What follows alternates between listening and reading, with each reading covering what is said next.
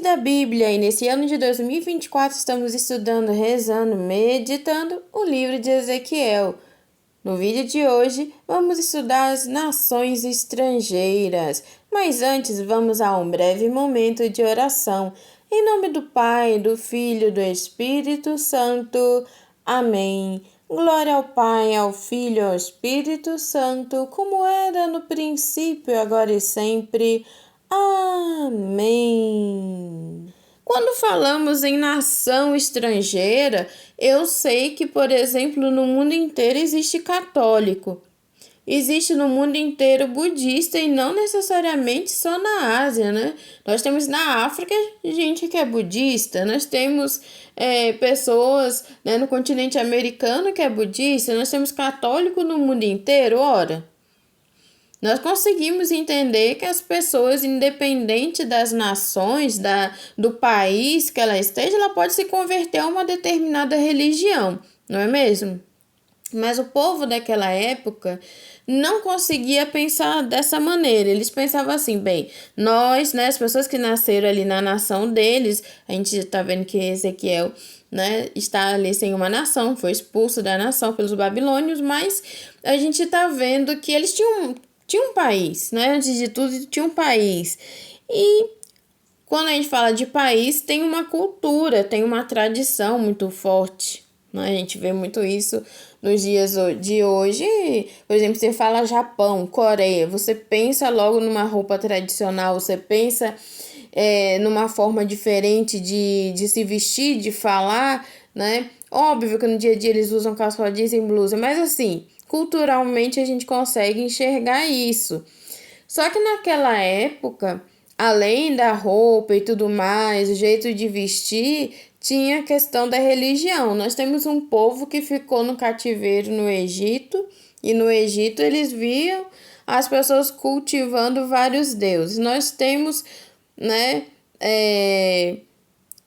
várias nações que estão invadindo eles, né, guerreando o povo de Israel, assim, no modo de dizer, que passa o tempo inteiro guerreando com eles e não se importa com Deus deles. Então é muito normal que eles pensem, ora, se não nasceu aqui com a gente, então eles também não vão ser capazes de acreditar no mesmo Deus que nós acreditamos.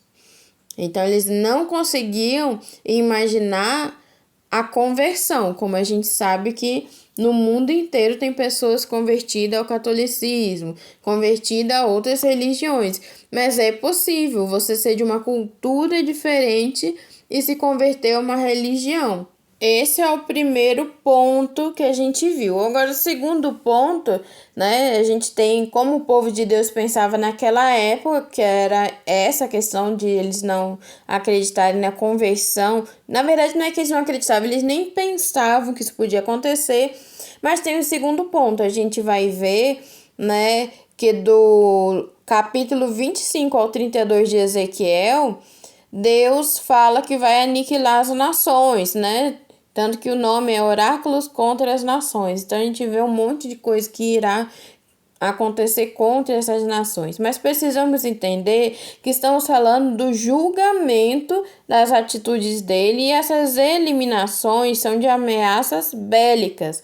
Quer dizer que aqueles exércitos vão se perder. Tanto que tem um momento que Deus fala que deixou, né? Que deixou eles serem vencidos, né, o povo de Ezequiel, o povo de Deus, deixou de ser vencido, deixou a arma do inimigo ser mais forte, que deixou, então, quando Deus fala assim, não, mas olha, mas vai chegar um momento que aqueles que foram contra vocês serão aniquilados, né, que Deus fala assim, só o povo de Deus vai existir na face da terra. Estamos falando de uma questão bélica, estamos falando da guerra, estamos falando da arma, né, e lógico que numa guerra perde pessoas de todos os lados. Mas aqui estamos falando da questão bélica. Então, Deus vai fazer eles serem aniquilados na guerra. Né? Eles não vão ganhar contra o povo de Deus.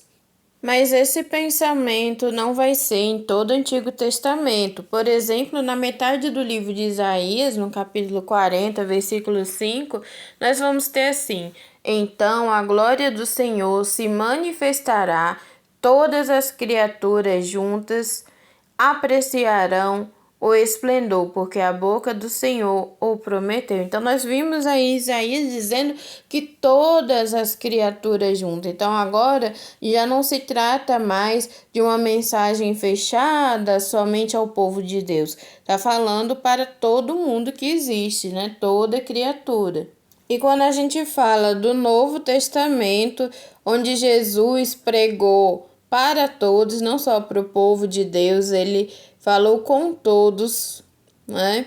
Inclusive elogiou as pessoas de fora, dizendo que tinha mais fé, né? Geralmente eram os estrangeiros que demonstravam ter mais fé, e Jesus chega a chamar a atenção, né, disso várias vezes. Mas eu separei aqui para vocês o trecho de Atos do Apóstolo, capítulo 1, versículo 8. Mas descerá sobre vós o Espírito Santo e vos dará força, e sereis minhas testemunhas em Jerusalém, em toda a Judéia e Samaria e até os confins do mundo. Então a gente tem aí até os confins do mundo, quer dizer, né? Aqui onde eu tô, no interior da Bahia, é o confim do mundo. Aí onde você tá vendo esse vídeo é o confins do mundo. Se não é em Jerusalém, não é na Judéia, não é na Samaria, então estamos no confim do mundo, ou seja, para todos os lugares, né? Deus, ele vem para todos. Deus, ele vem para todos. Então, que a gente tem essa noção, né? Quando está falando de aniquilamento e tudo mais, estamos falando de uma questão bélica, e por que eles pensam, não é uma forma preconceituosa, é uma forma da vivência, é a situação daquela época mesmo que fazia eles pensarem assim, bem diferente do nosso mundo globalizado, que chega a ser o contrário, onde a gente está perdendo a nossa identidade individual e estamos agindo muito uniforme, de forma coletiva.